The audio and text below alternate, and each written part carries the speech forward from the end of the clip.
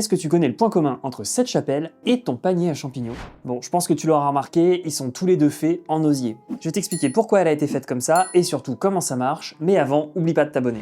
La chapelle du funérarium d'Aalen en Allemagne est un projet de rénovation mené par l'agence Castle & Hooker en 2009. Le bâtiment d'origine a été fait en 1954 et du coup l'intérieur commençait à être un peu daté. Les architectes avaient pour mission de rénover la chapelle tout en préservant l'esprit du lieu, c'est-à-dire créer un espace intimiste et en même temps ouvert vers la nature. La plus grosse transformation, c'est qu'ils ont choisi de rabaisser le plafond d'origine pour suivre la forme des voûtes en béton. Et pour ça, tu t'en doutes, fallait utiliser un matériau souple. Alors on sait parfaitement cintrer du placo ou du bois, on sait aussi faire des voûtes en plâtre ou en briques, mais les architectes ont choisi une solution plus originale, l'osier tressé. Pour eux, je cite, « La sensualité et l'archaïsme de l'osier font référence au cycle de la vie, à l'émergence et à la disparition. C'est donc un choix esthétique qui a également une dimension spirituelle qui colle parfaitement au lieu. Pour la mise en œuvre, l'osier coupé est d'abord écorcé, puis séché. Il est ensuite trempé dans un bain d'eau froide pour l'assouplir. Des montants sont installés suivant la courbe des voûtes et des brins sont ensuite tressés entre les montants pour remplir les panneaux. Ce que j'aime beaucoup dans ce projet, c'est le contraste entre les couleurs et les textures des matières. La voûte en béton est blanche et lisse alors que l'osier est brun avec des aspérités.